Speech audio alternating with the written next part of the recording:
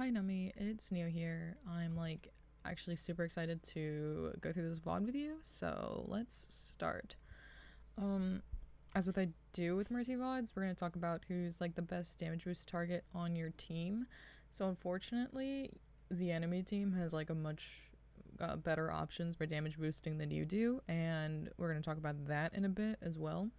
But for your team, the unfortunate thing about Sombra is if you try and stay with her, she's just gonna bail on you. She's gonna hit her translocator and you're gonna be stuck by yourself.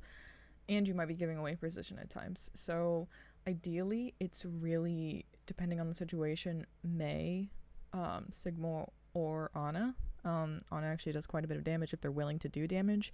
At this elo, I think they're less likely to do damage, so we're better off trying to damage boost most likely the Mei here, because she does have some long range capabilities with her icicles, and the Sigma has some, but that's only if you see him already in engagement. If you see him pull out rock, it could be good to try and switch to damage boost there. But in general, we could try and stay mostly connected to our Mei. And that even includes here. I wouldn't mind us even being here-ish, like right here. See if we can get the beam on the Mei, preferably without peeking. So if we're like here, and then we can also try, and if the Mei drops all the way over this way, which would probably be worst case scenario, we can we'll have to back out this way, because what we're trying to do as a Mercy player is we really want to try and not be seen as much as possible. The more we can play corners, the more we can play angles, the more it's going to be harder for them to kill us and the more value we'll get. It's especially true when they have people on their team, I just tapped out for a second, like Sojourn and Ash, who get a lot of value out of just being able to see and shoot people. They have really long sight lines, especially Ash with the Mercy damage boost. So the less we can be out of sight, the better. So on Rialto in particular, there are two fights that tend to break out on first. There's really three. The first fight being here. So if we do take the engagement here, along here is where our team doesn't really want to push past this way. The more our team pushes past this, the harder it is for our supports to heal them. So that's why we really want to try and our team to stay behind this line, or only go a little bit and then come back. So that means as a Mercy player, we can be over here, trying to be out of LOS of that little sightline right there, or all the way over here while we're trying to heal up our tank. And we do play here. I just want us to be cautious, because the more we cross this open area, the more value their DPS, as in Ash and Sojourn, can get on us. Both of them can one tap, especially with a Mercy damage boost, or Sojourn can just burst you down really fast. So I'm trying to think if it's true they can still one tap. I think they can with the Mercy damage boost, but I know my damage boost is just nerfed. But anyway, it doesn't really matter, because you can take just a little bit of pick damage and headshot damage and you're gone. So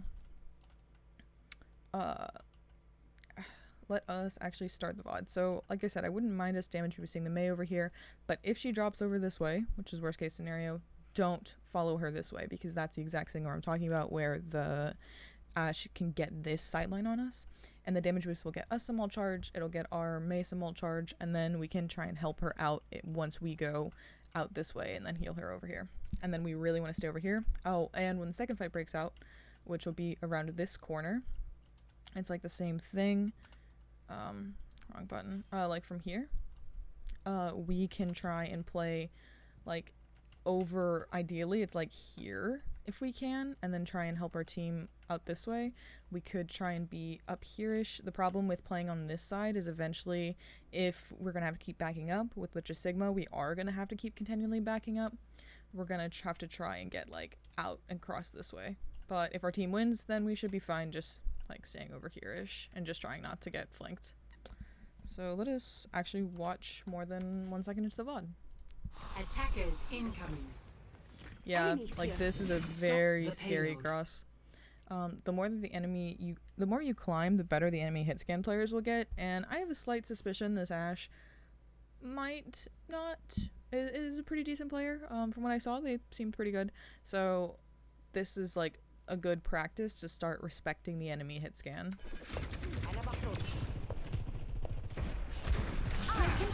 Remind me this, because they're on this angry heal. Once he gets to about Once you see Sigmas start having blue health, I would start to damage boost him because if he's managing his cooldowns right, it's possible he starts regenning, and if he doesn't, it'll start going back down into this white health, and then we can just heal him back up to the blue health. So don't be afraid to start damage boosting him, especially because you see this rock. Yeah, I really want us playing the other side as well, because we can hear that Ashe, we can see her, and now that we're on this side, we're forced to cross. So there's an amount of time where the enemy guarantees that they can see us. So I will say, it's a lot less fun playing Mercy this way. It's playing the way that I'm telling you to play. It's a lot of like hiding around corners. It's a lot of not engaging the enemy, but it's a lot of value in terms of you'll get higher damage boost, you'll stay alive for longer, and you will be able to get out more. We'll have clearer and cleaner escape routes. But, I mean, it's also possible as you climb that this way, the way that I'm saying is more fun to play, the way you're doing right now, the more you climb, the easier it is to kill you, and then walking back from spawn isn't fun either. Thank you. So I would use this Mei to cross right about here. Thank you. And we can switch to damage boosting Mei as well. Yeah, that was almost really scary. I would still stick to damage boosting and healing, pocketing Mei here. Activating healing. Yeah, if the Sigma has blue health, he'll be okay. Hands ahead.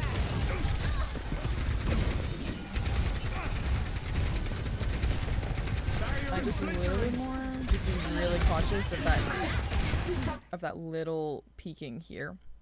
We can hear our Ana's gotten pushed as well, so I really want us to turn around and help her against this Ashe. Right here, we hear Ana say, "I'm under attack," so we can turn around and heal her there. Enemy It's fine. We want to make sure we can help our Mei out of this. Yeah, so I really... Part of this is because now our Sigma's okay. I want us hugging this corner, and then we're able to get the beam on the Mei while trying to be out of sight here. And then we can help her get out. She doesn't have ice block anymore. And then I would even consider pushing, popping Valk here. We might wait until we see the enemy, but now that we've seen them engage, we see that this is anti. We've seen the Ashe, the Sojourn. I think she just boosted in, right? Yes, she is. So the Sojourn's in this position with no cooldowns. The Orisa's anti and Javelin. We can try to make an aggressive play. And Valk here, because then with this extra damage boost, we punish them for pushing into us. Yeah, and now if we Valk, we can guarantee this res. Heroes never die. I think with an earlier Valk, it's possible we burn this person down, it's possible we burn the other person down, and so this fight will be at least even if our Mei still dies, if our Sombra still dies, and then we can get the res up. But because we're a little bit hesitant on it, it makes it a lot harder. And then it's actually probably about the same time. Heroes never die. I like that we're damage boosting a lot here. I think we're a little bit high up, and this is again trying to respect their hit scans. And now that our Ana has died, we really need to just try and back out. Freeze! Don't move.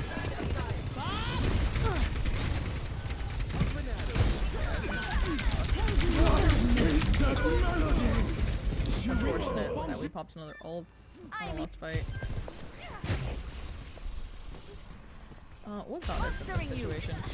Again, this is another where I want us to respect their DPS a little bit more. I want us, because we're probably going to give this up. If the Mei pushes in, we can try and engage with her, but I would just try and be like right here while we try and damage boost her.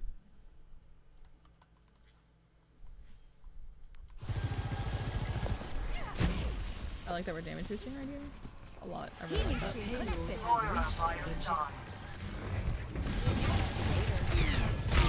Ooh, yeah, that's unfortunate. This ends. This is a really rough sideline for you, and like I said, we need to respect their Ashe. She's not that. I don't know what I'm doing. This ends now.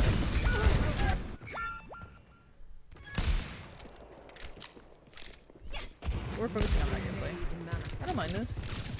I think that the thing about the Ana versus the Mercy here is it's easier for us to get value on Mercy without peeking the enemy versus Ana. To get the most amount of value, we're gonna have to peek. So this is when we respect the enemy DPS by pushing them, by forcing them into a different position, but also playing corners, being aware of when we need to back out and hide and stuff like that. So it's a bit of a like, I don't know if this is necessarily better because now we're forced to engage into them.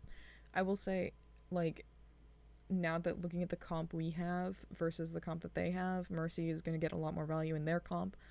Even if we are damage boosting Mei, our team kind of isn't going to get as much value because we don't have a hit scan. And now that we have a Zarya, she's a very, very good damage boost target, but it's going to be a little bit harder for her to get charge against an Ashe. It's not too hard against a Sojourn or an Orisa, but we can try and damage boost her if she's higher charged. But like I said, I see the value of the swap here. I think it's about neutral. It's just now being on Ana, we're in a position where we have to be able to, we're going to start peeking the enemy more.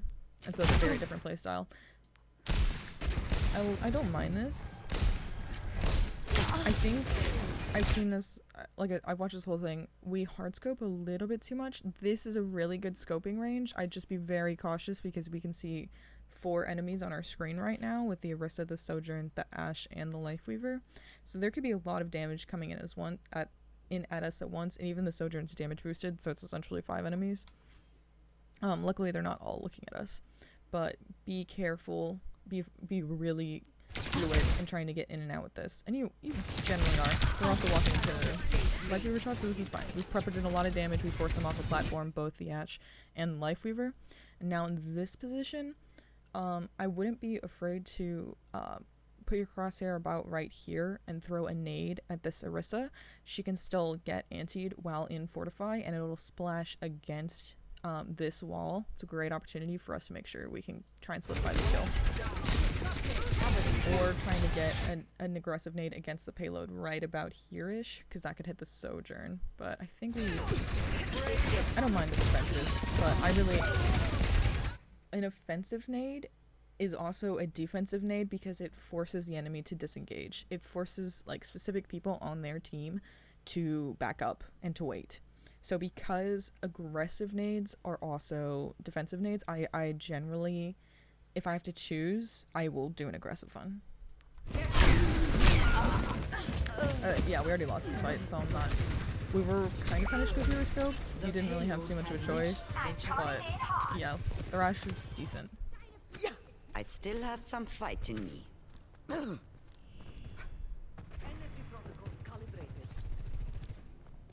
So now our team needs to give up. Amazing, kind of a bad spot. Good tries.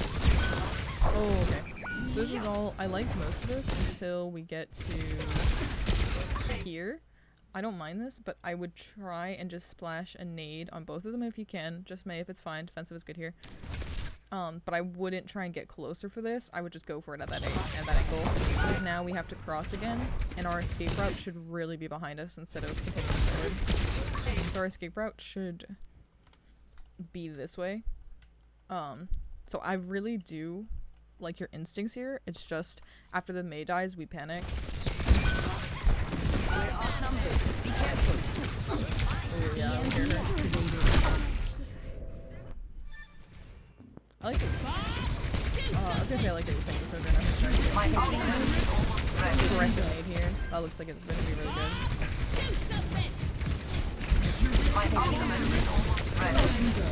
Very good. So here we need to immediately nano.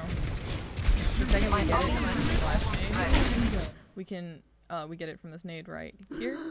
We just need to pick either the Moira or the soldier. Either is fine, and just immediately nano them so they can try and follow up on this nade, or else the tree is just gonna heal everyone up. So I like this. I just want it even sooner. They have us outnumbered. And if you have last second swap, on this point in particular, I'm kind of hesitant to say this because it's not going to make a difference. You're going to go in and you're going to die.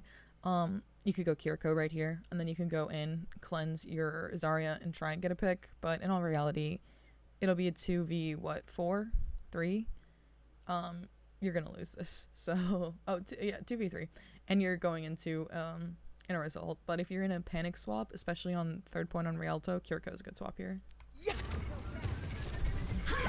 Sie werden dich nicht kriegen. Good to see you nodding off. Oh wait, I also love watching Sojourn when you sleeper. Sie werden dich nicht kriegen. Good to see you nodding off. Okay, let's watch that third person and then we'll move on.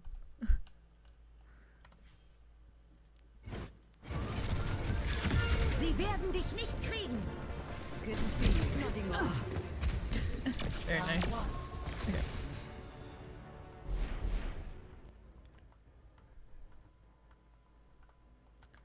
Ready, So now again, ready for battle. I do this every time. I do this when I'm playing Mercy as well. I look at our comp and think, who am I going to stick with? And what's really nice is now suddenly we have a very good Mercy comp. Both Soldier and Cass are great for damage boosting, and it's the mobility of Diva is very nice for us to have as well. I think that I don't remember them playing Diva, but we'll see.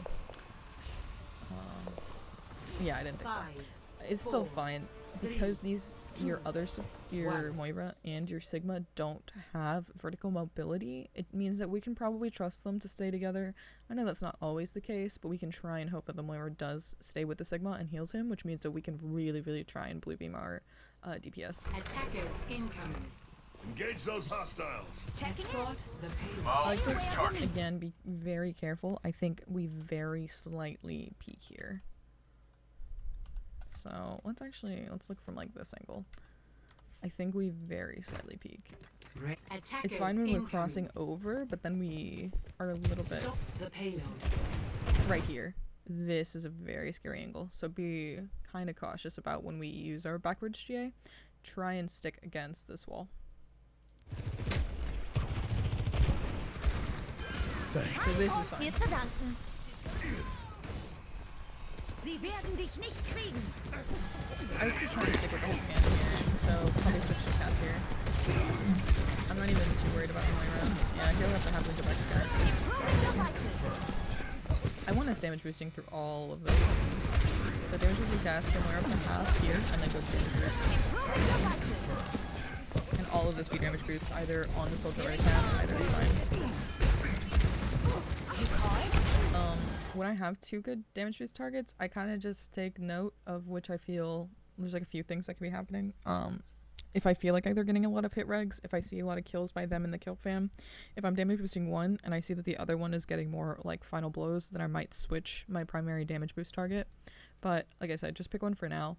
If you feel like they're not getting enough value, switch to the other one. If you feel like they're not getting enough value, switch to the other one, and just keep going back between the two. Supplying damage increase. I don't love our soldier position there. That's on the Cass. This is a good res. It's a little bit getting here was very tough. Don't be afraid to like we're using our angelic descent. Don't be afraid to like release and like go back in and out on it. So don't just hold it the whole time. Kind of make it unpredictable, because that'll make your falling speed unpredictable.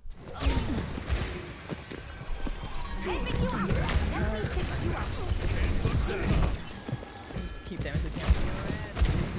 This is all a ground fight, so I'm already getting a lot of healing here. This is fine. I'm a little scared of this position because we can feel the Ashe start to shoot us, so a good place for us to be on this part. I like that our instinct is high ground, but unfortunately since neither are DPS with us, it's a little bit easier for them to peek us and shoot us from that angle.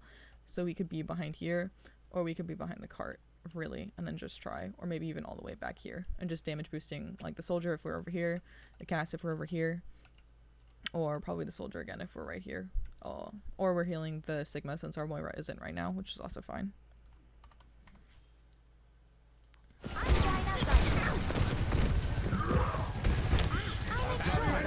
I'll also say further that the reason why I want us to play a lot more conservatively in this situation is because they have an Ashe and a Sojourn. If they say had Tracer Sombra, we could play further back on that high ground, and there's not much they could do about it unless they're gonna commit all of their cooldowns. Kind of same thing with a Genji, and then we can just like GA to someone and go up, and there's not much he can do because he committed our cooldowns getting to us. But because they do have people who are good at long range and are specifically good at, like, that range in particular is very, very strong for Ashe. So because I noticed that they have a strong Ashe, I know that we have to start playing cover a lot more than versus if we were behind a corner. Let's say we were playing this position like I was saying, like here, and they have a Tracer, and the Tracer notices that we're just standing here trying to hide. Tracer will get a lot of value on us. But an Ashe, less so. So this is like, we're adapting our playstyle based off of what we realize is a problem with the enemy. And that we can do during game. You don't even have to necessarily look at the enemy comp and see it. You can just kind of feel it. Like, who is shooting me? Why are they shooting me? And a lot of the times in this game, it's the Ashe. If, like I said, in another game it was the Tracer, then we would play differently again.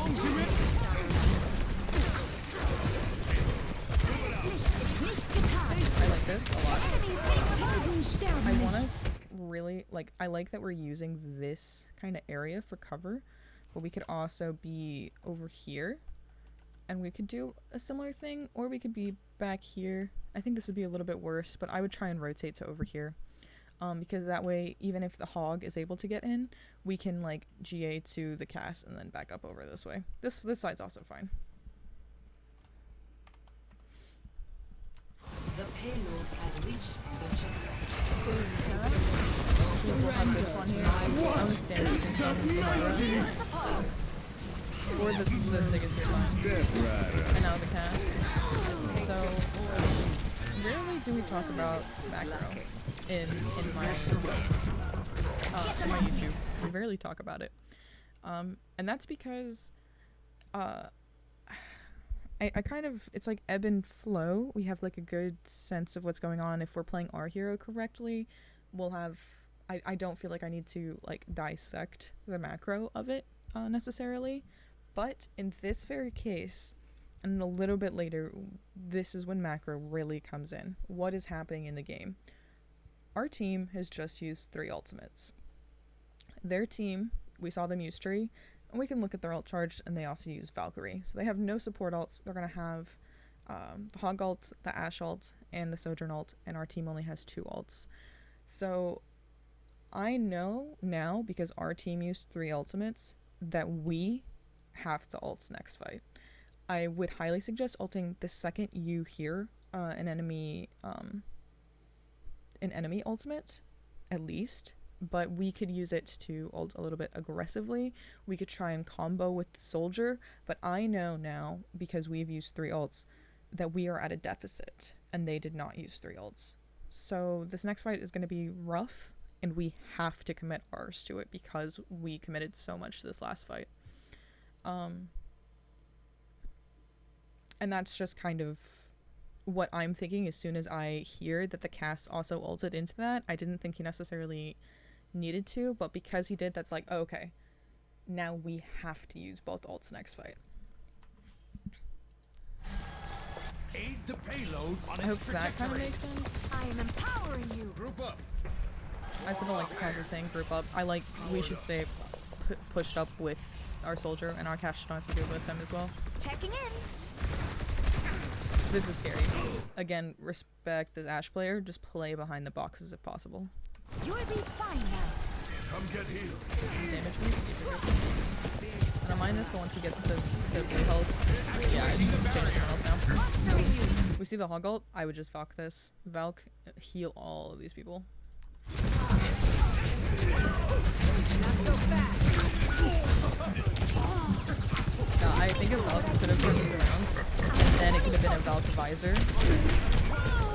And this is also, I don't love this res because our team is already down. We're down 2 and they're 5, so even if we get this res here, it'll have to be a res and a Valk immediately. And they're just pushing past us, so it's going to be rough for the person we res here, and it's rough for us. So try not to get too hyper focused on rezzing. There's a lot you're gonna just have to let go, especially if their team has a lot of momentum, and because of the Hog ult literally pushing us back, they had a lot of momentum. going into that. I like watching this again. I hope you can kind of see what I'm talking about, that I think a Valk could have turned this around in terms of we could have been yellow beaming the soldier here, and then that way the beam extends extra when we are in Valk. So we could have gotten him again without having a GA over here. And we could have held the rest of our teammates who are currently on fire with it. And then we could have maybe promised the visors because we are Valking to try and push back the hog ult. But now they've won this fight with only 1 ult.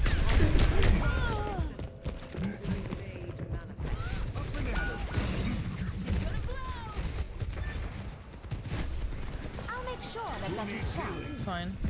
Bad guys, take them out. Heroes never die. So I don't mind this. I like that we're going to be able to get aggressive off of the enemy with this mercy kill. Heroes never die.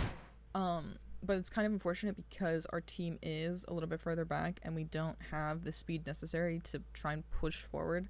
So I like the concept behind it, but I don't know how much value we're gonna get. We should get a lot because that hog shouldn't have been there, but he got pulled out. He got yoinked.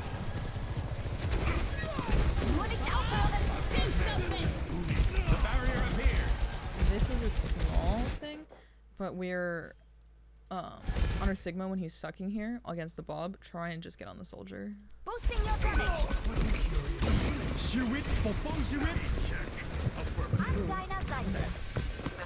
I don't mind this. I want us looking and making sure we're beaming somebody as we're doing this, because our beam disconnects here. But this is also, again, don't be afraid to just drop the angelic descent, because I think it makes us take even longer to get here. And just fall to the same speed as everyone else. I would stick with our cast now that we're fresh now. I would swap to somebody ulting now. Nice. Good, good, good. This is all fine. I switch back. Yeah, everything. Good, good, good. No, the hog is there. Good. Unfortunate about cast. The team should be looking at the mercy. Yeah, ideally we can try and swap to damage boosting soldier here. We see him right under by our ult charge. There's a little bit of time where we're not doing anything. That's fine. Now we hear they have a Reaper. That's an useful. This ends now. This is a scary ult. I'll make sure that doesn't stop. Oh gosh. Okay. This is probably lost now because we lost our cast and the hog ult. And we lost our Moira now, so we are only healing. There's 3 of us, but there's only 3 of them, so this could still be turned around. Nice, now it's the Ryan just got back, so it's still a 3v3. Now our cast is back. Good, healing. Nice. Step right. Good. Aware of the Reaper, that's good. Our cast got greedy. Ooh, lost now. I like what we're doing here. We just out. Yeah, just need to die here. So now this is a little bit of an unfortunate res because he's all by himself, so he's just gonna get staggered. Thanks, Doc. And now he died. So we were better off trying to not res there at all. Making a full recovery. Get the payload on its way. Right by you. And again, we're gonna have 2 ults in there Thanks, Doc. versus they're gonna have 4. So I'd like to try and combo, but I saw this fight and I know what happens. Okay, I would also, right here, this Ryan's charged, we can punish him for doing this. He was hit by cast. I would just ult this and try and see if everybody on our team can beam down this Ryan with a damage boost. Yeah, so I really wanted this popping Valk right there. Especially because we have a Ram now, and Nemform will go through this shield, damage boosting the Ram here, or just Valking and damage boosting everyone will get a lot of value. And it'll get us off the ground. So scary. Not too much you can do about that. See, we could maybe have killed the Ryan before he ulted everything. I don't love this res.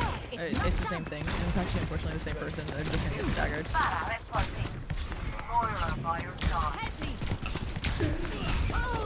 It's fine. That's what you can do. Enemy close.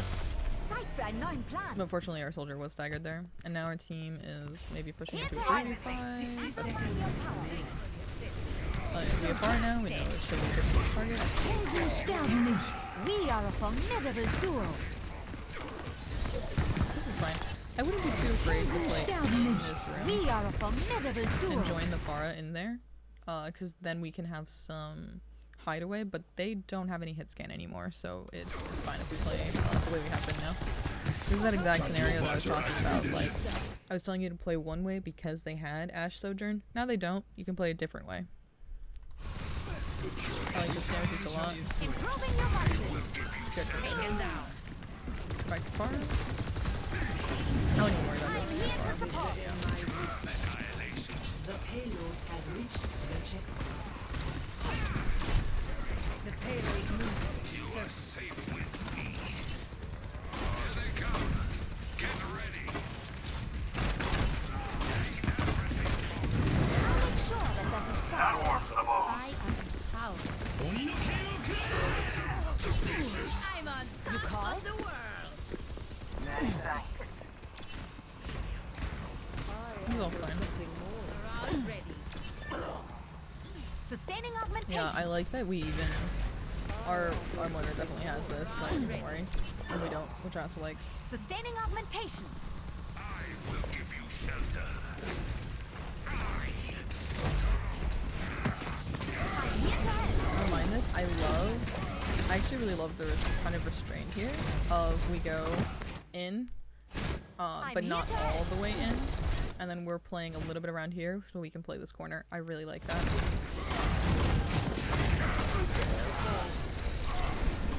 I don't mind this either, because we know they don't have a hit scan. I love what you're about to do. I love this little perch. Very good. Barrage incoming. Good damage boost. I switched damage boost to Moira. That's unfortunate. I don't know if you guys saved me. Yeah, if we were damage boosting Moira, we could have also tried to heal her here. I know the res looks tempting, but they have a lot of momentum with the tree, the Reaper, and the Rhine, and we kind of lose a lot of value with res because it's an amount of time where we aren't doing anything. Like, the only thing we're doing is standing still, and then we get a burst of value because it was res, but if somebody dies at the same time, we would have had more value trying to help that person. So I think damage boosting / healing Moira here would have been really good. I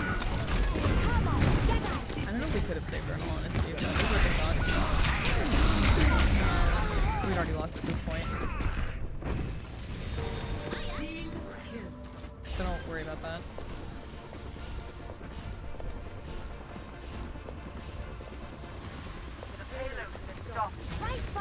So a lot of the times, this is the greater 30 macro seconds remaining. discussion, is like, sometimes I stop saying things in fights because at that point we've won, or at that point we've lost. And if we've lost, sometimes we just need to die or get out. Those are our two options. A lot of the times you might be better off just dying, so you can reset for the next fight, so you have even more time next time. And then when you've already won the fight, it's kind of irrelevant what you do because your team has already won the fight. If you've completely won and wiped the team, then it's like not too much you can do. If there's like cleanup, then obviously we can damage boost the person who's trying to get that last pick, that last thing. Sometimes we're on cart. It's like stuff like that. But that's why I got really silent in that last fight, because I'm like, oh, this is once we lost our Moira and we had to res our soldier, they had a lot of momentum already coming straight at us, so that was lost. It's really unfortunate we popped full and lost that. You hear the tracer behind us? It should be fine now. Nice. I like this guy. This talked a lot. I need the dock here. So the reason I say dock here is because even though we're up 2 picks, they get a res, so we're up 1 pick, and we now have the momentum because we're 5, they're 4. So this Valk will encourage your teammates to push in. We can damage boost down this Rhine, and it would be big. And especially when we are in Nemesis form like this, it very, very much punishes the Rhine, especially if you damage boost him. And then we can block the Rhine. Heroes never die. Just right click. Yeah. It's fine. Tactical visor activated. I'm glad you focused the person who was ulted. I like that we're focused on the soldier here too. At the height of my performance. I don't mind any guide, honestly. I'm at the height of my performance. So I want to damage boosting the ram here. Yeah, we're healing him when he's full health because we're really focused on this res. Try and damage boost the ram right before this moment. There's much Nice. for you to do. I'm here to support. Try not to tunnel into the reses. What I do is I just remember where that person is, and then if I see an opportunity, I'll go and do it. If I don't, then I obviously can't do anything about it. But you can look, see if there's an opportunity, and then go for it. Sometimes it's fast reactions, but if, like I said, it's that mix of like, is the downtime of the res worth it? Is that person actually going to help our team enough? Versus damage boosting, like let's say the ram ult. And I will say it will, in that situation in particular, but I would have made sure we're doing something up until that moment of the res. Stay close. I can't heal you if you stray. So obviously we hit the far this time, so this would be a good pick. What's unfortunate is we don't know is that they have double hit scan on their team.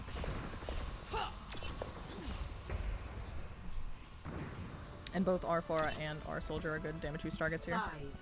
5, 4, 3, You've changed skins 3 times this game. 1. Attackers incoming. Or you worn 3 different skins, I should say. Escort I will not waste this opportunity. Accepting. So this is a respect the hit scan moment. I will not waste I like this that we're respecting it here and hugging this wall, but then we go out here. It's a little bit scarier. So we can, there's a few things we can do. And honestly, I wouldn't be afraid to just be down here and look up here and just do this exact same thing from down here, because being up in the air like that, it's gonna be like a lot easier for them to hit us versus if we're hiding behind this payload. Or if we can get over here eventually, that would also be good. Yeah, we had some downtime there. Don't worry about the Clara. And I say this for a few reasons. Because your other support can heal themselves with orb. Hopefully she doesn't need to, but she also didn't go below half and she has the card healing, so that means we can just keep focusing this. If we looked and it said critical, then I could understand trying to heal her up to a little bit past critical. But a lot of the times, somebody very mobile and very independent, like Moira, we don't have to worry about them too much. It's a little bit different story if it was like an Honor or Zen. And our card died for it too. So, I don't mind this res because we've pushed them back, we've forced his Ashe back, so it's not too scary. But the thing is, I don't know if this person wants to continue playing Pharah into Cass and Ashe. It's kind of a personal choice, but it's gonna be rough unless we really help them out and the other person doesn't hit for shots. And like right now we lost our Pharah. I won't even worry about the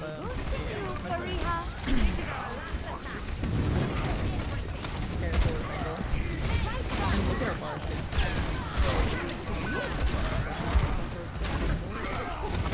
Now they have a lot of rounds, even though we're even.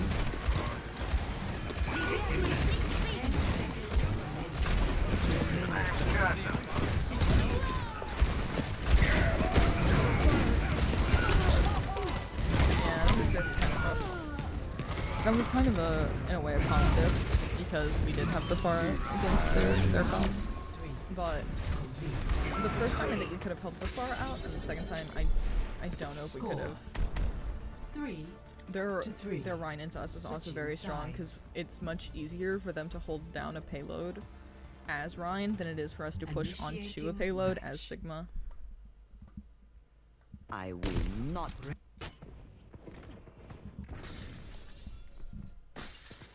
Ready for battle. 5. So like I said, with this Ana, I don't mind taking a few shots here, but we need to make sure we have an escape plan. And honestly, I think the escape plan is just go this way and then be over here. But I don't mind us taking a few shots here, just be cautious because sometimes people run Widow out the gate here. Attackers incoming. Pain is inevitable. Stop That's the fine. pain. But once it hits here, I would just leave. We don't have the mini anymore. We grabbed it. Yeah, so Keep fighting. This will cut the pain. I don't think we needed the mini. Keep fighting. This range is really good for no scopes here. So just keep that in mind that this is really good for hip shots. Help me. This will cut the pain.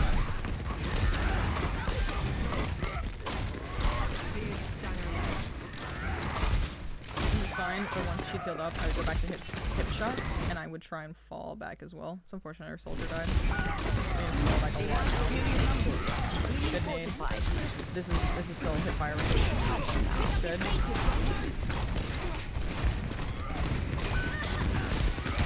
Now we're kind of hard to go against the what did we do? Because again, they had a really good comp and positioning was iffy. On our team and as a whole. I don't mean just you.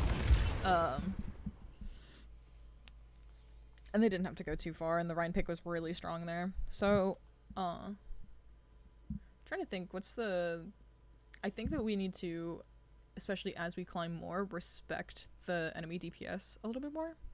But, yeah. Okay, we need to respect the enemy DPS more and realize how that will change our way of playing, and what the enemy comp means changes the way how we're playing. The same thing like how our comp changes the way that we play as well. So that's honestly why I really enjoy Mercy, because there is a lot of variety in game to game, what we're going to be doing, how we're going to be playing, who are we against, like even the mobility on terms of what map it is. There's a lot of fun aspects of it, and it's also why I enjoy reviewing Mercy gameplay, because there is just a lot of different things that people can be doing in terms of like, this person does this, like heals too much, this person uses their GA too much, this person does this too much, this person is playing too out in the open, they're playing too far back, they're damage boosting the wrong people, like stuff like that. And that is why I enjoy reviewing Mercy's, is because there is actually a lot of variety to the gameplay, and because she is so gameplay focused instead of like mechanics. I hope that helps. Obviously feel free to ask any questions or send another one or whatever. Bye.